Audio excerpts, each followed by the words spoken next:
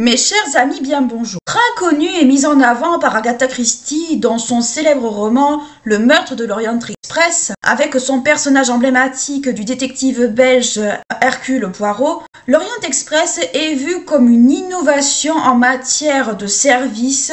Il propose notamment, par rapport à son luxe, par rapport aussi au fait que c'est un des premiers trains du 19e siècle à avoir ce caractère un peu polyvalent que nous connaissons aujourd'hui, tant par ses wagons restaurants que par ses wagons couchettes. Dans cet épisode, je vous propose justement d'en apprendre davantage sur ce train mythique dont les légendes en fait autour sont extrêmement connues, mais dont l'activité a été relancée justement il y a quelques années et qui se veut être un espèce de souffle neuf, une espèce de remise en avant justement de ce train emblématique du 19e siècle.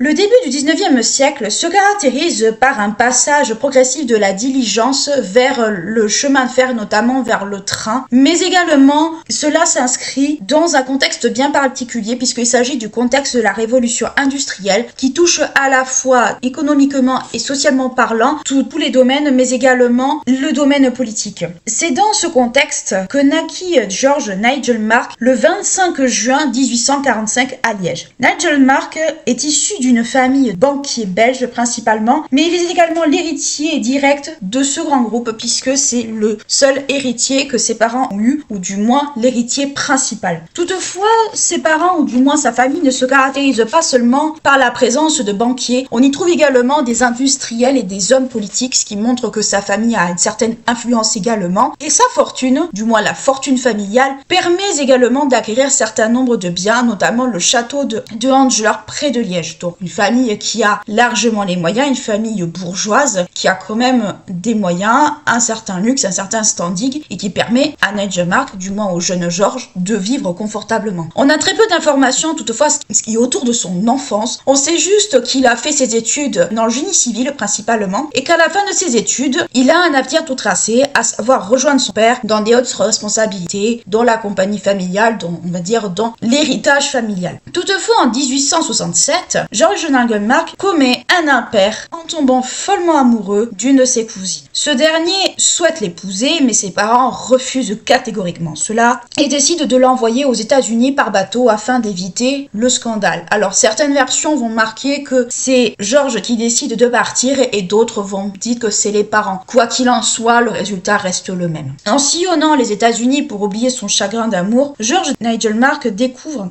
les trains et notamment tout ce qui est autour du concept du wagon couchette ou du wagon lit comme on l'appelait à l'époque. Cette innovation est l'œuvre d'un ingénieur et industriel, George Pullman. En effet, en 1855, l'idée des sleeping cars, wagon couchette concrètement, commence un peu à germer dans la tête de Pullman et ce dernier a notamment cette idée lors d'un voyage à Chicago, enfin de Chicago vers New York, où il s'aperçoit que les personnes voyageant dans les trains à cette époque-là, ou du moins à ce moment-là, voyagent dans un confort très rudimentaire, pas toujours, on va dire, accueillant, quelque chose qui est juste de l'ordre du basique. Et c'est en 1859 que les premières ébauches, les premières idées commencent justement à être lancées. Donc Pullman réfléchit à comment améliorer justement cette notion de voyage sur de longues distances, sur, on va dire, du long terme. Et c'est après la guerre de sécession qui vient se finir dans les années 1865 où on assiste vraiment à l'aménagement des deux premières voitures, dans des deux premières voitures wagon-lit, qu'on l'entende bien, avec tout le confort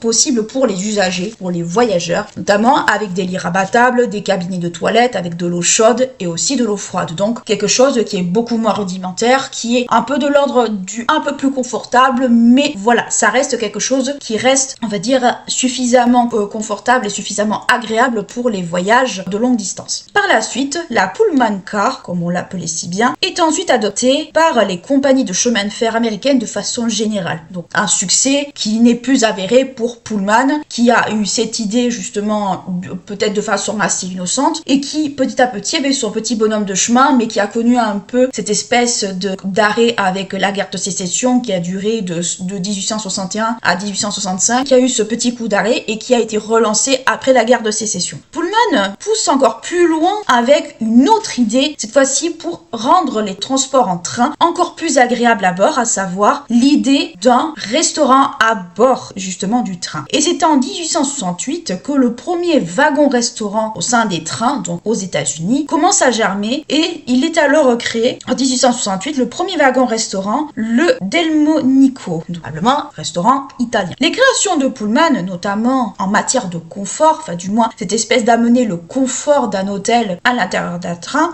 intrigue énormément George Nightmark. Et il veut recréer ce qu'il a vu aux États-Unis en Europe. Il a cette idée de pouvoir justement recréer ça. Il y voit un filon intéressant à exploiter, justement puisqu'on est en pleine révolution industrielle en Europe. Il se dit pourquoi ne pas exploiter cette espèce de nouveauté qu'ont créé les Américains et qui pourrait potentiellement lui rapporter de l'argent et surtout pouvoir améliorer, apporter cette espèce un peu d'innovation en matière de voyage longue distance. Donc il est intrigué, il veut amener ça en Europe. Il propose alors une association à George Pullman afin d'exporter ce concept vers l'UE et ainsi le généraliser sur les trains européens. Malheureusement, George Pullman refuse, il ne veut pas participer à cela, ce qui fait que Nightmark, malgré ce refus, garde cette idée en tête et c'est à ce moment-là qu'il décide de rentrer justement en Europe avec des idées de nouveautés plein la tête, avec justement cette idée qu'il y a un filon à exploiter, un filon à mettre en avant justement par rapport au train. Donc qu'est-ce qu'il faut comprendre? C'est que Nightmark, c'est l'homme, on va le dire très clairement, c'est l'homme qui va petit à petit amener à créer l'Orient Express tel qu'on l'a connu,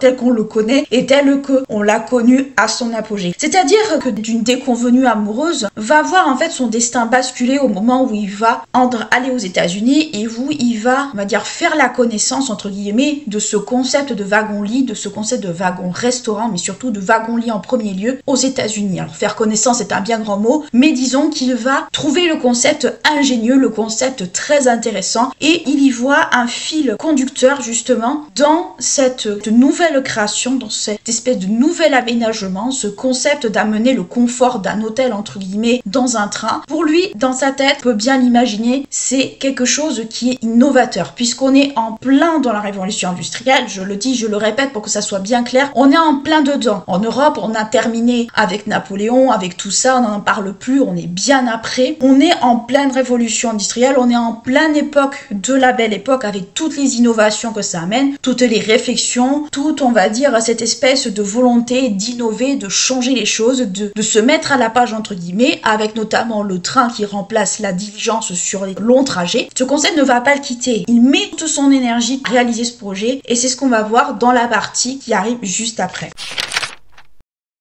De retour en Belgique, George Nightmark prend la direction des hauts fourneaux de son entreprise. Toutefois, depuis son retour des États-Unis, il n'a qu'une seule idée en tête, adapter le concept de train-couchette qu'il a vu par là-bas aux voyageurs européens, ou du moins aux trains qui sont en vigueur en Europe. Il dessine lui-même les plans, ou du moins les dessins, de ces voitures et de leur concept. Son idée, il la publie en avril 1870 dans une brochure en plusieurs langues et en 32 pages intitulée « Projet d'installation de wagons-lits sur les chemins de fer du continent ». Pour donner de la consistance à son projet, il élabore des études, qu'elles soient financières ou sociales. Avec son concept, George Nightmark veut donner aux voyageurs fortunés principalement le luxe et le confort qu'il a vu dans les trains américains. Cabines fermées, élégantes, confortables, avec des détails en cuivre, des boiseries, etc. etc. En effet, jusqu'à présent, le voyage en train est assez rudimentaire. Manque de confort, pas assez de fiabilité, questions d'hygiène et de propreté, etc.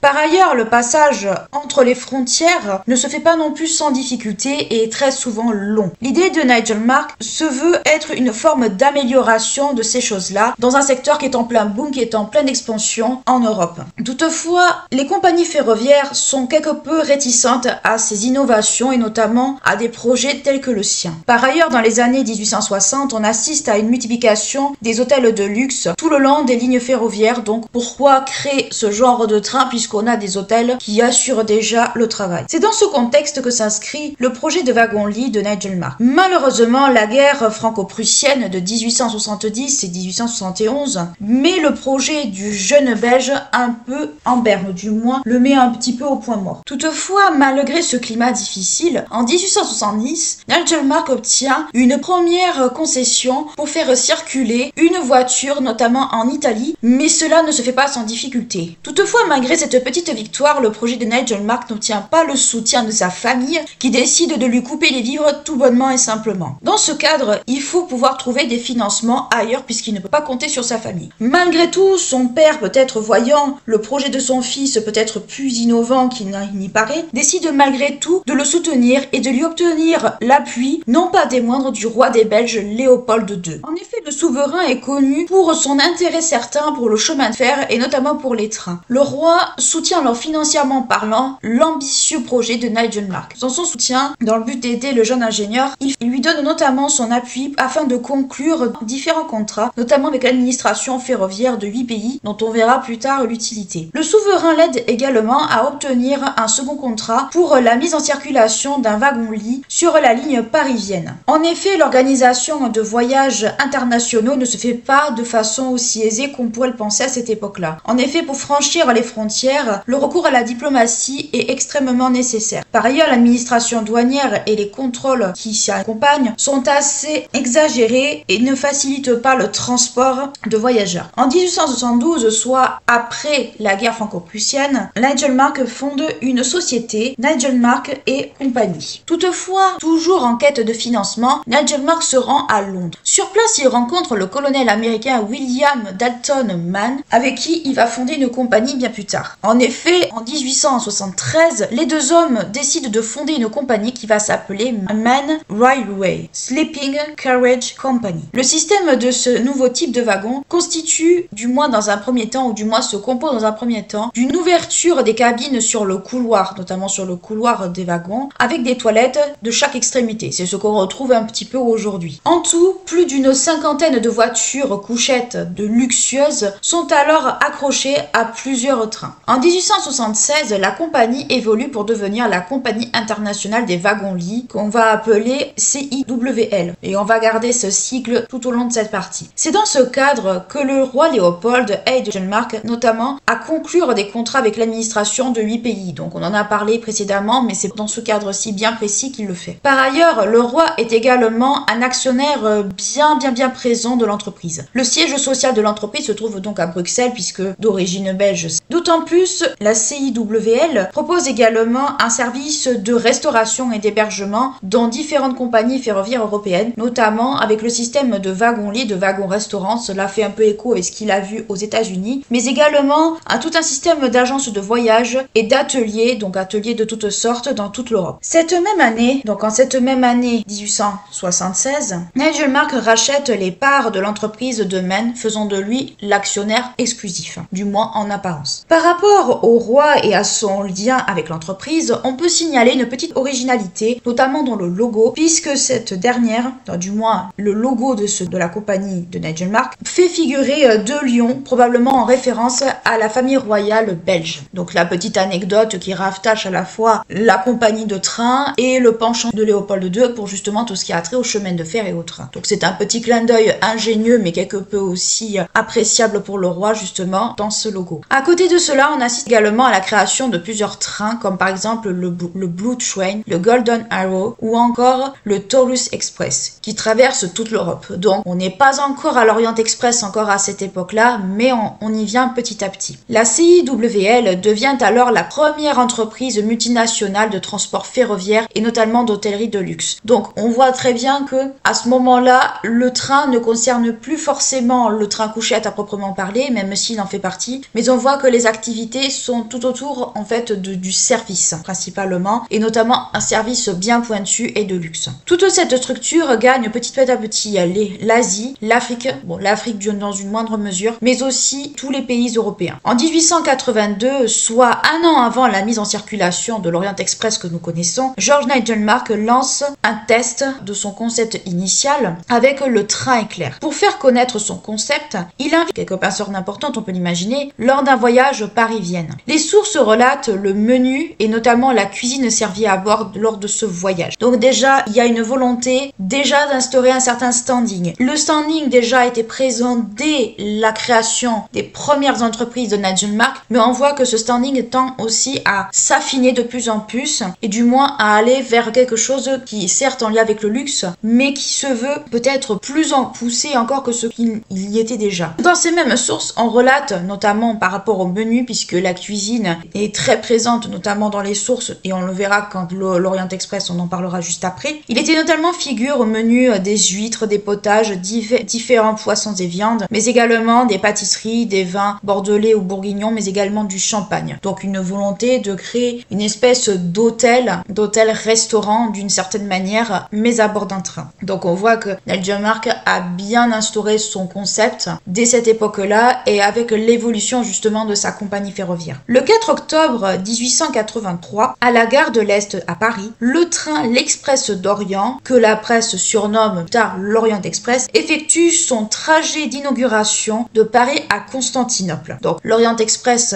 83 est lancé, c'est le train qu'on connaît, c'est le train que l'on connaît au travers des romans, au travers des sources, et tout ce cheminement que Nigel Mark a créé fait que cela a contribué à faire naître ce train de légende que nous connaissons tous. À son bord, on compte alors selon les sources entre 20 et 40 personnes. J'ai trouvé les deux chiffres, je vous les mets quand même. Et parmi eux, on trouve de nombreuses personnalités, notamment des diplomates, des journalistes de tous bords, des financiers parisiens ou encore des hommes politiques. Tout ce beau monde est présent dans le train et traverse plusieurs endroits, notamment l'Allemagne de Bismarck, on va dire le chancelier allemand de cette époque-là, ou du moins prussien, l'Empire austro-hongrois, dont Vienne et Budapest, les Balkans, les Carpates ou encore l'Empire ottoman, qui est la destination finale. À cette époque, la région des Balkans n'est pas forcément une zone très hospitalière et certains voyageurs n'hésitent pas à voyager armés, ce qui montre que malgré le fait que Nigel Mark réussit à avoir des autorisations de circulation progressivement avec certains appuis, fait que malheureusement cela ne garantit pas forcément une sécurité de façon optimale. Toutefois, avec sa petite originalité bien entendu, au moment de traverser le Danube, qui était la frontière naturelle entre la Bulgarie et la Roumanie, il a fallu prendre un autre train, enfin du moins il a fallu traverser le Danube en ferry et prendre un autre train pour continuer le voyage. Donc c'est la petite, on va dire la petite subtilité, la petite anecdote relative à ce voyage, mais globalement ça fait partie un peu de ces petites choses qui se sont passées durant ce trajet. Le train, alors créé par la CIWL, effectue son voyage, alors selon les sources que vous allez trouver, entre 7 et 13 jours, comptez à peu près une quinzaine de jours aller-retour. Concernant le train en lui-même, il est composé de 3 voitures pour les passagers, un wagon-restaurant, 2 wagons-lits et 2 voitures pour les bagages. Donc quelque chose de très élaboré, de très luxueux, avec un certain standing. Chaque wagon était construit en texte et fait à peu près 17 mètres de long, ce qui est relativement grand. Ils sont également chauffés à la vapeur et éclairés par des lampes à gaz. Et dans chaque compartiment, on pouvait constater une salle de bain individuelle, enfin du moins une salle de bain privée, avec eau chaude et eau froide. Mais aussi, on pouvait également constater une décoration relativement luxueuse, digne un peu des plus grands hôtels, avec des cuirs embossés, donc des rideaux en velours, des draps en soie, des meubles en bois précieux comme l'acajou, des couverts en argent, ou encore la présence de marbre ou de robinets en bronze. Donc quelque chose de très luxueux, très copié-collé sur les grands hôtels que l'on pouvait trouver dans les grandes villes. Mais on voit qu'on a voulu instaurer ce standing, cette espèce d'esprit luxe qu'on trouvait dans les hôtels, dans ce train qui accueillait énormément de beau monde. À cela, il faut ajouter également des éléments art nouveau. Bon, après ça deviendra art déco bien plus tard, mais des éléments art nouveau, mais également des tapisseries murales provenant de la manufacture des Gobelins, donc une manufacture très ancienne qui faisait beaucoup de tapisseries au temps des rois. Donc on voit très bien que on a poussé le luxe jusqu'à l'extrême pour donner une expérience aux voyageurs qui ne pourraient pas oublier, ou du moins qui ferait que c'est la chose à faire si on veut être un peu dans cette espèce un peu de vibes, dans cette espèce un peu de mode en fait. À l'aller, le menu était traduit en français mais aussi en allemand. Et il mettait en avant beaucoup de produits raffinés de l'époque, à savoir par exemple des fromages français, du roast beef, caviar, des soufflés ou encore du foie gras. Tout ce raffinement est rapporté par les journalistes et les chroniqueurs présents, puisque parmi eux on va compter des journalistes provenant du Figaro ou encore du Times of London, donc des journalistes de journaux importants provenant d'un peu partout en Europe. Arrivé à Constantinople, le trajet se termine par une réception somptueuse donnée au palais de Topkapi, organisée par le sultan ottoman de l'époque. Le lendemain, le train reprend la route pour Paris, donc aller-retour tout simplement, et il arrive en gare le 16 octobre 1883. Au fil du temps, l'Orient Express devient un peu le symbole de la période de la Belle Époque, donc comme je vous l'ai expliqué, c'est devenu le symbole un peu de cette innovation, de cette espèce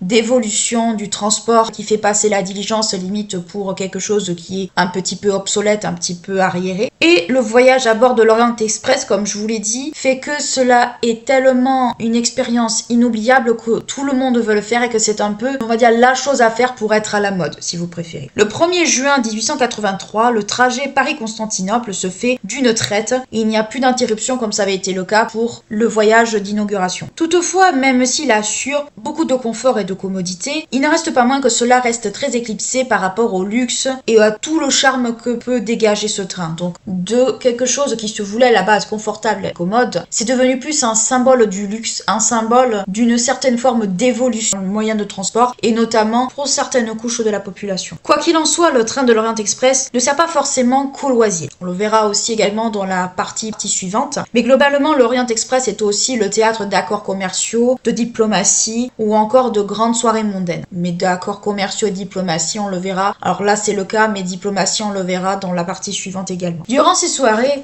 la tenue et le protocole étaient quelque chose de strictement à respecter et qu'on ne pouvait pas y déroger. Pour les messieurs, smoking et queue de pie, alors la queue de pie, c'est une veste avec comme un espèce de V dans le dos, était exigé pour les messieurs. Et pour les dames, c'était les grandes tenues de soirée que vous pouvez voir par exemple dans les films. En 1891, la ligne de l'Orient Express est connue outre-Atlantique. Bien sûr, cela ne fait pas sans publicité. En effet, en Amérique, ce sont d'abord les plus riches qui achètent leurs billets pour faire un tour dans l'Orient Express. Donc, on voit qu'il y a une certaine forme d'attractivité qui fait que l'Orient Express est connu même à travers le monde, probablement par des gens qui ont voyagé dedans, qui en ont parlé, ou par des politiciens, ou par des gens importants qui ont vécu l'expérience, qui en ont parlé, et le bouche à oreille fait que la réputation de l'Orient Express s'est importée outre-mer. À cela, on peut ajouter également, puisque on se doute bien que vu le standing du train, tout le monde ne pouvait pas y voyager, dans les passagers que l'on peut citer, il y a énormément de personnalités provenant de tout horizon. Alors tout horizon, façon de parler. Comme par exemple, on peut y trouver des princes. On peut citer parmi eux le roi Édouard VII d'Angleterre et également prince de Galles, François-Joseph Ier, empereur d'Autriche-Hongrie, le mari de l'impératrice Élisabeth qu'on connaît sous le nom de Sissi, le roi des Belges, bien entendu Léopold II, qui a énormément contribué à ce que tout cela se produise,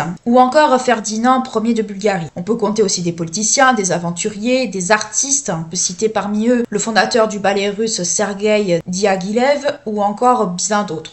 Énormément d'artistes de tous bords, de politiciens de tous bords qui ont voyagé à bord de l'Orient Express. Toutefois, le train attise également la convoitise et un petit peu la jalousie également, voire des gens un peu mal intentionnés. En effet, en cette même année 1891, on peut souligner une attaque du train par des personnes qui ont été attisées par cette convoitise. Et durant cette attaque de train, un vol d'argent, de bijoux, mais également une prise d'otage est également à souligner. Donc on voit que malgré ce standing, malgré certainement une forme de sécurité, cela n'était pas suffisant pour éviter ce genre de problème. Les accords conclus entre la CIWL et les différentes administrations permettent de voyager sans montrer les papiers d'identité aux frontières que l'on traverse, mais toutefois cela ne garantit pas qu'il y avait une certaine sécurité et cela n'était possible qu'au travers de certains accords qui ont pu être faits. Donc il n'y avait pas de contrôle d'identité, il n'y avait pas de contrôle des billets, il n'y avait rien du tout. C'était un petit peu open bar d'une certaine manière si vous voulez. Par ailleurs, le grand nombre de voyageurs profitent également aux grands hôtels. Grands hôtels dont on a déjà parlé précédemment, qui sont sur la ligne de l'Orient Express ou du moins qui en faisaient partie ou qui étaient déjà présents et qui faisaient que le grand nombre de personnes qui voyageaient dans le train pouvaient justement s'y arrêter. Cela n'a pas échappé à Nigel Mark, bien entendu, on le verra après, mais en 1892, cela est notamment le cas par exemple de l'hôtel Pera Palace à Constantinople. Parmi eux, on peut le citer, c'est un grand hôtel assez luxueux de Constantinople. Comme je vous l'ai dit, cette espèce un peu de prise de conscience du bénéfice qu'apportent les hôtels par rapport au train, un peu en complémentarité des deux, n'a pas échappé à Nigel Mark et cela annonce d'une certaine manière dans sa petite tête peut-être une forme qu'il faut peut-être élargir du moins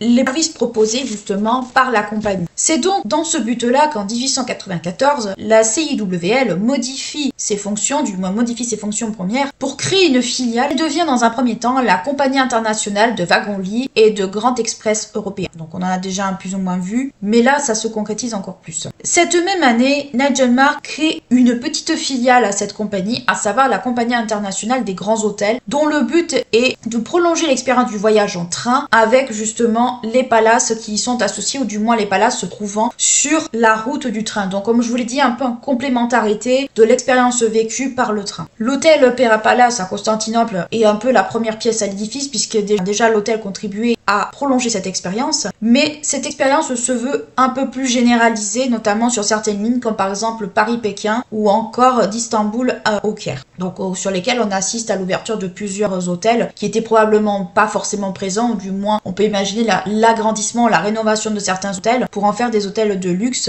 et pour en faire des hôtels avec un peu plus de modernité. Donc qu'est-ce qu'il faut comprendre dans toute cette partie? C'est que Nigel Mark, en revenant des États-Unis, n'a eu qu'une seule idée en tête, c'est de créer sa propre compagnie de chemin de fer, et pour cela il a eu des soutiens assez conséquents, notamment de Léopold II qui s'est fortement intéressé à son projet. Son projet a trouvé des soutiens par le biais de ses voyages, etc., notamment avec Mann, avec qui il a fondé une compagnie. Et justement, son concept de wagon-lit, son concept de wagon-restaurant, son concept, on va dire, de train de façon générale, avec toutes les commodités, le confort, le luxe qu'il a suscité, ou du moins qu'il a amené, fait qu'on voyage différemment à l'époque. Ça entraîne un petit peu cette espèce de vibes où il faut voyager dans le train de l'Orient Express pour connaître l'expérience, pour, on va dire, en parler avec ses amis. On va dire, ça fait un peu un effet de mode. Et cet effet de mode va durer quand même assez longtemps, dans le sens où la compagnie va se développer, va élargir également ses services, amène également d'autres personnes à le connaître, mais c'est surtout l'expérience qui en résulte, qui va être le plus mise en avant dans les sources. On retient par exemple pour le voyage d'inauguration la cuisine qui a été servie, le luxe,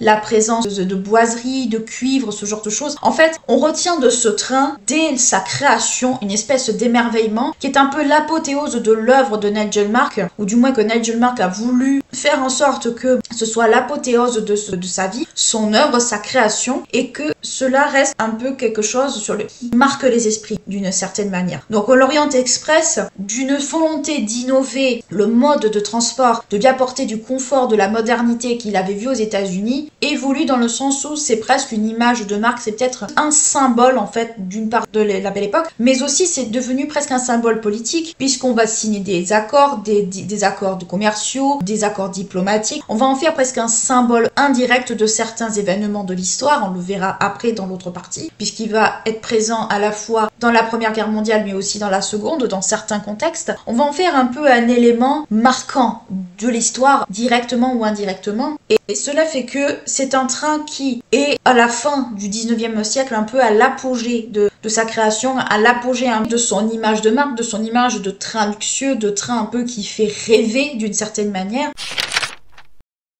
Malgré la mort de George Nigel Mark le 10 juillet 1905 à Villevreux, non loin de Versailles à l'âge de 60 ans, l'Orient Express et les autres trains de l'entreprise continuent à circuler. En effet, l'Orient Express devient un acteur indirect de certains événements diplomatiques, mais également il accueille toujours autant de personnalités et d'artistes de tous horizons, du monde de la danse par exemple, comme Václav Dzyński, ou encore la danseuse également Anna Pavlova, ou encore Joséphine Baker, des actrices comme Greta Garbo ou encore Marlène Dietrich, ou encore la soprano bien connue Maria Callas, mais également des politiciens ou du moins des grandes figures de la politique de l'époque comme le roi George V ou encore l'espionne Mata Hari qui suscite monts et fantasmes autour de sa personnalité. Par ailleurs, en l'honneur de justement Greta Garbo, une suite a été créée spécialement en son honneur qui s'appelle la Greta Garbo Corner Rooms. Plus tard, des écrivains mentionnent également le train de l'Orient Express dans leurs ouvrages. On peut citer par exemple, et je l'ai déjà plus ou moins cité tout au long de cet épisode, Agatha Christie avec son œuvre Le crime de l'Orient Express, avec son célèbre détective belge Hercule Poirot, ou encore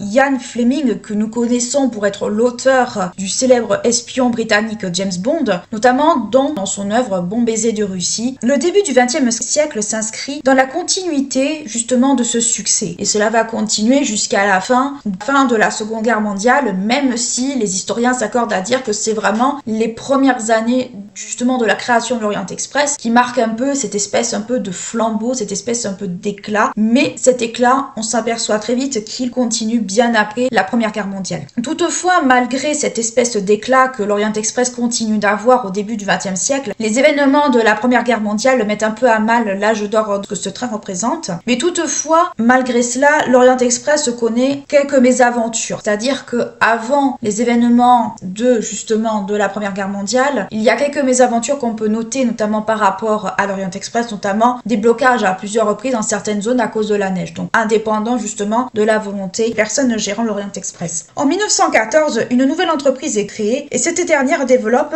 un réseau d'une trentaine d'établissements autour justement du concept de l'Orient Express, principalement au Caire, à Lisbonne, à Paris ou encore à Nice. En 1914, toujours avec le début de la Première Guerre mondiale, les activités du train ralentissent quelque peu et une autre activité, ou du moins un autre usage est fait de ce train, à savoir que ce dernier va permettre de transporter, comme d'autres trains du chemin de fer, tout le transport de soldats, le rationnement ou encore l'approvisionnement quel qu'il soit. L'Orient Express, au même titre que d'autres trains justement qui circulent à cette époque, vont être quelque peu gênés par les événements de la Première Guerre mondiale, puisque les trains de façon générale européens vont être perturbés. Ils vont plus avoir ce côté un peu transport de personnes, ou du moins ils vont mettre l'image qu'ils ont de base entre parenthèses pour contribuer à l'effort de guerre. Pendant la guerre, l'Orient Express ne cesse pourtant pas ses activités, même si elles sont quelque peu différentes, mais elles reprennent véritablement en 1918. Et c'est au sein même du wagon-restaurant le 24-19D de l'Orient Express qui est signé à Rotonte le 11 novembre 1918 l'armistice entre les pays de la Triple Entente et les pays de la Triple Alliance. En 1919, un nouvel itinéraire est mis en circulation avec notamment le Saint-Blond Orient Express, donc un autre Orient Express qu'on crée un peu en parallèle comme un petit frère de l'Orient Express. Et celui-ci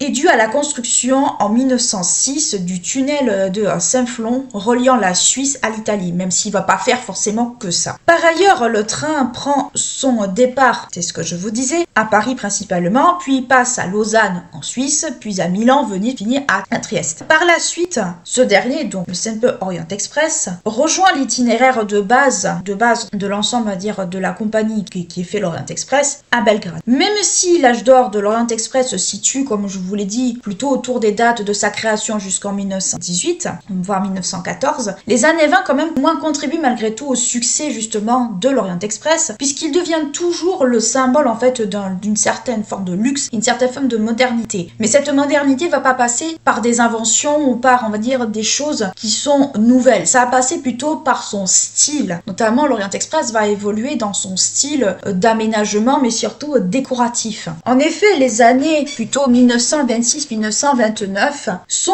des années de changement dans le style qui est dans l'Orient Express, notamment au niveau des décorations. En effet, le décorateur René Prout et le maître verrier René Lalique travaillent également sur cette nouvelle décoration qu'on veut donner aux nouvelles voitures de l'Orient Express, qui va passer d'une décoration plutôt en bois, plutôt raffinée, plutôt on va dire chaude, vers quelque chose de beaucoup plus en acier, de beaucoup plus nouveau. Et l'Orient Express, dû à ce changement de cap au niveau décoratif, il s'inscrit comme un symbole du style Art déco, qu'on appelle Art déco bien après. Toutefois, un événement bouleverse l'image, justement, et est immortalisé dans le livre d'Agatha Christie qu'on a lourdement cité tout à l'heure. En effet, en février 1929, le train est immobilisé pendant plusieurs jours à cause d'une tempête de neige en Turquie. Les températures sont tellement basses, tellement extrêmement froides, que certains problèmes ne vont pas tarder justement à poindre. Donc les températures basses, les historiens relèvent que c'est descendu non pas loin des moins 25 degrés. Donc je vous laisse imaginer à quel point c'était très froid. Les conditions de vie justement font partie du problème que cet arrêt, ou du moins cette tempête de neige va susciter, puisque les conditions de vie vont devenir de plus en plus problématiques, à savoir qu'on va compter un manque d'eau, donc d'eau potable pour se laver, pour boire, du charbon, mais également un problème au niveau de la nourriture. Pour survivre, les passagers n'ont rien d'autre de mieux que d'aller chasser le loup avec un fusil qui était à bord justement du train, ou encore des femmes à bord échanger leurs bijoux contre des rations alimentaires. Donc on voit très bien que malgré cette espèce d'image d'éclat, cet événement est quelque peu effrayant, et cet événement est repris dans le livre d'Agatha Christie, puisque le crime de l'Orient Express se passe justement dans ce genre de conditions-là. Donc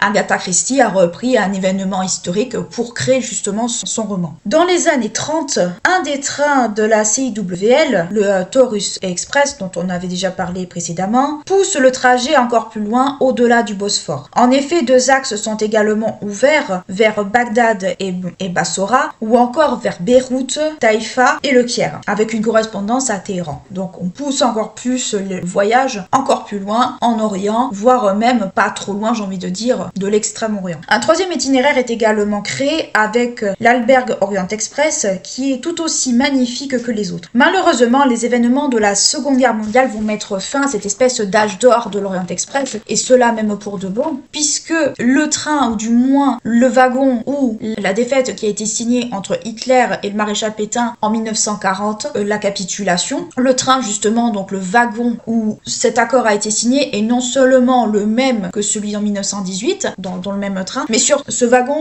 est incendié à la fin de la guerre. Donc on veut effacer toute trace de honte. Et les trains internationaux, par ailleurs, après la Seconde Guerre mondiale et tout ce que ça a impliqué, ont beaucoup de mal à circuler car les frontières sont toujours fermées, et notamment dans certaines régions, notamment de l'Est de l'Europe. Donc qu'est-ce qu'il faut comprendre, c'est que dans cette petite explication, c'est que le XXe siècle, ou du moins le premier quart, voire première moitié, si on veut vraiment être très généreux, du XXe siècle, est une espèce de continuité en fait de cet âge d'or du l'Orient Express, même si les 2 guerres mondiales mettent un tout petit peu à mal quand même malgré tout, justement, le transport et son utilisation. Donc on a vu que l'Orient Express était un espèce de témoin indirect des événements qui ont suivi juste après, mais globalement, l'Orient Express, à partir du moment où la Seconde Guerre mondiale s'est achevée, l'Orient Express va souffrir de plusieurs choses. D'une part, le contexte de la guerre froide qui va suivre, dont on parlera juste après, mais aussi l'Orient Express est devenu comme une espèce de symbole, dans ce cadre-là, de la défaite de la France face à l'Allemagne nazie, face à l'Allemagne hitlérienne. C'est pour ça qu'on incendie d'ailleurs le wagon qui a contribué à la signature de la capitulation. Mais globalement, l'Orient Express, dans la première moitié, on va dire, grosso modo, du XXe siècle, c'est une forme de continuité de cet âge d'or, avec cette espèce de renouveau, de vouloir en faire un train de symbole du luxe, symbole de la modernité, symbole du bon goût, on va dire ça comme ça. Mais voilà, c'est déjà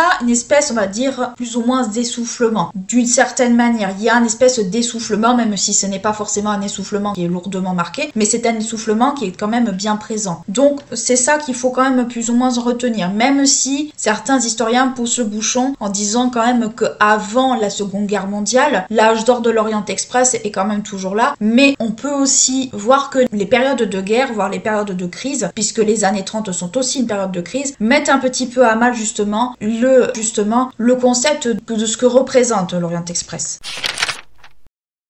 La période entre la Première et la Seconde Guerre mondiale est une période de succès, mais également dans une moindre mesure, la période de l'après-guerre met fin à l'âge d'or de l'Orient Express. Le trajet reprend toutefois vers Istanbul, mais de façon différente. En effet, la période de l'après-guerre et surtout des années 50, avec le contexte de la guerre froide, qui consiste à être une opposition entre les blocs de l'Ouest et les blocs de l'Est, n'arrange guère les choses en fait pour l'Orient Express. À cette époque-là encore, les frontières ne sont pas toutes ouvertes, notamment à l'est de l'Europe, mais surtout cela entrave également la circulation des trains. En effet, dans ce contexte, le trajet du train, donc de l'Orient Express, est rallongé avec toutefois beaucoup moins de passagers et une grande baisse de la fréquentation due notamment au trafic aérien qui se développe de plus en plus et qui devient de plus en plus à la mode et où les contraintes sont totalement différentes.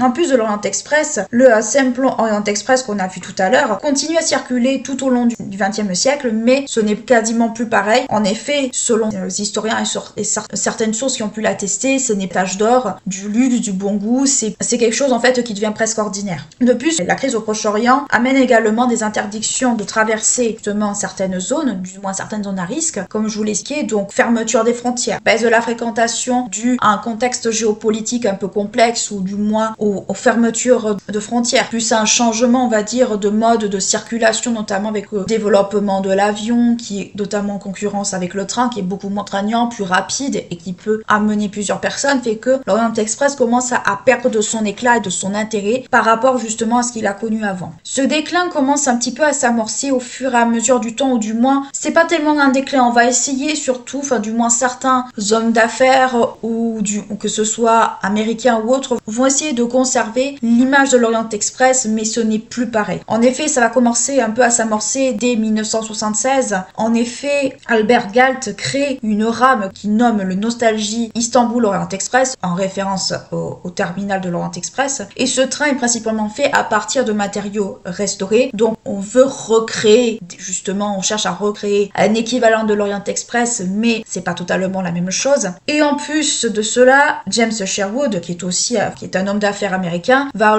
aussi se lancer dans un service ferroviaire avec des wagons et sur du même acabit que Galt. Donc on essaie malgré tout de maintenir l'Orient Express, du moins de maintenir le concept de l'Orient Express, du concept qu'avait créé la CIWL, mais ce n'est plus pareil en fait. On veut garder cette espèce d'image de train luxueux qui amène beaucoup de personnalité, qui a un certain prestige, mais c'est déjà plus pareil. Et cela se fait ressentir encore plus car le 20 mai 1977, l'Orient Express effectue son dernier voyage Paris-Istanbul et par la suite beaucoup de ces voitures sont mises aux enchères et rachetées soit par des collectionneurs, soit des passionnés justement du sujet de ce train. Malgré tout, le nom de l'Orient Express continue à être utilisé, mais des opérations différentes, mais plus vraiment en lien avec le monde ferroviaire. Avec les ventes aux enchères et la mise en circulation de wagons qui sont faits avec des matériaux qu'on pourrait presque qualifier de recyclés aujourd'hui, des rames complètes sont reconstruites, sont restaurées, mais ce n'est plus l'Orient Express, c'est encore autre chose. J'ai cité Galt tout à l'heure, mais en 1982, c'est l'homme d'affaires James Sherwood qui lance aussi son propre train, à l'image un peu de ce qu'a fait Galt. Galt a lancé le Nostalgie Istanbul Orient Express. Sherwood va sortir le Venise Simplon Orient Express. On veut garder cette image un peu de prestige de l'Orient Express,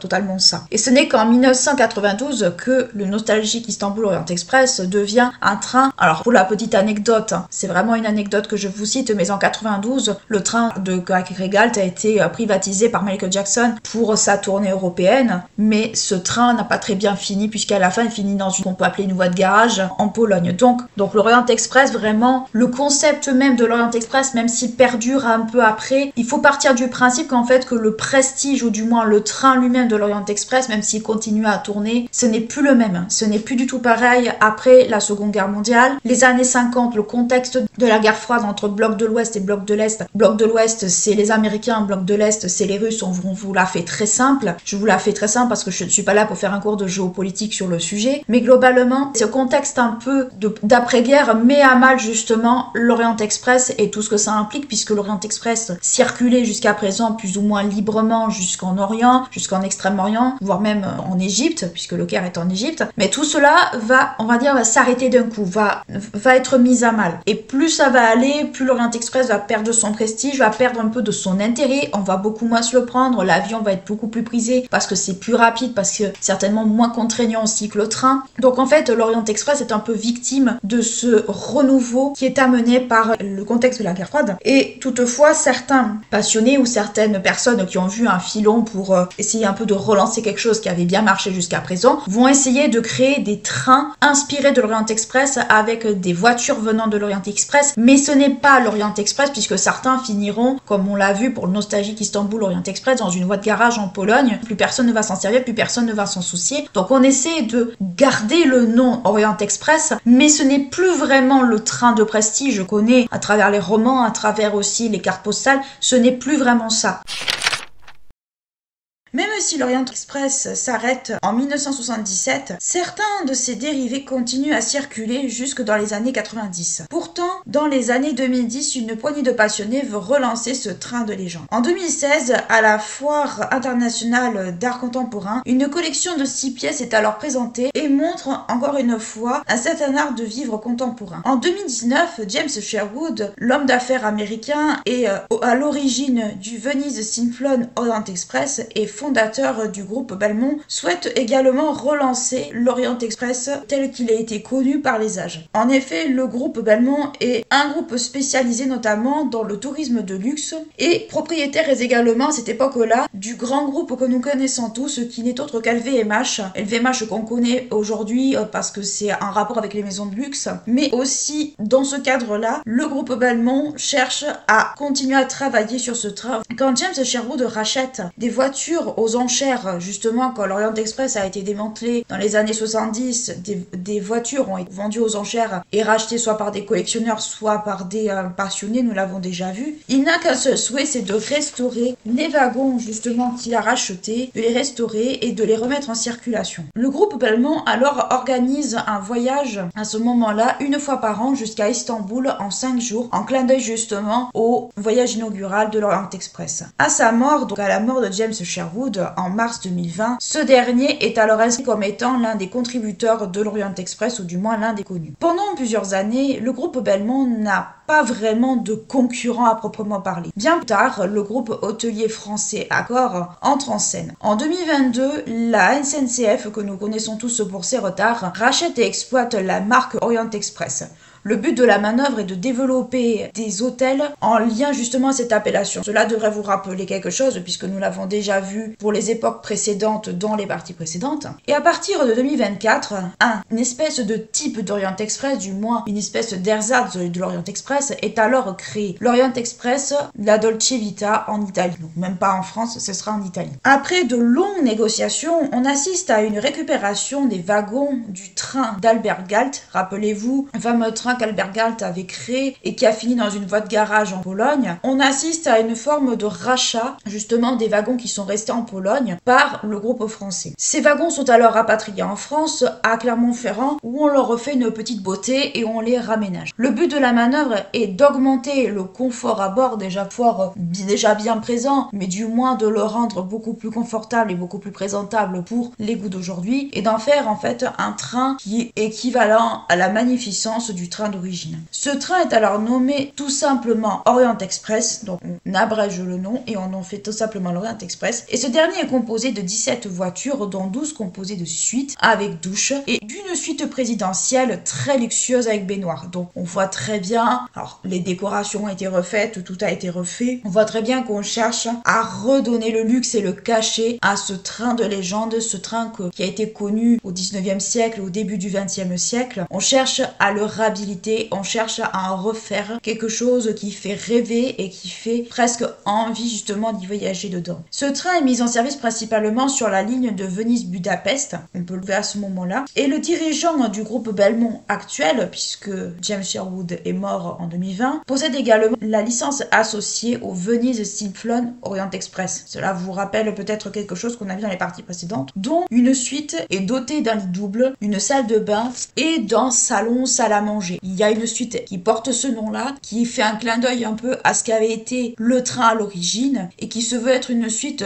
encore plus luxueuse que les suites de base, sans compter la suite présidentielle. À l'heure d'aujourd'hui, l'Orient Express est confié à l'architecte Maxime Danjac pour lui redonner un peu le cachet qu'avait été l'Orient Express de l'époque. Le but, ou du moins l'objectif, est d'assurer une continuité dans l'esprit du nostalgique Istanbul Orient Express qu'on avait déjà vu préalablement dans les parties précédentes, ou du moins au travers ses décors. En 2025, les premières voitures sont faites en collaboration avec les meilleurs artisans français et autant de passionnés d'histoire de l'art, et pour certains ayant travaillé à la restauration et à la décoration de l'actuelle maison Garlin qu'on connaît aux avenues des Champs-Élysées. Donc on voit qu'on n'est pas allé chercher n'importe qui pour faire la restauration de ce train, on est allé chercher les meilleurs parmi les meilleurs. Ce train est composé d'un wagon-bar, d'un wagon-restaurant, de suites bien entendu luxueuse, confortable et fonctionnelle, mais également d'une voiture, du moins d'une suite présidentielle. Donc, qu'est-ce qu'il faut comprendre dans cette volonté des années 2010 voire 2020, c'est que on veut redonner cette espèce un peu d'aspect luxueux, d'aspect presque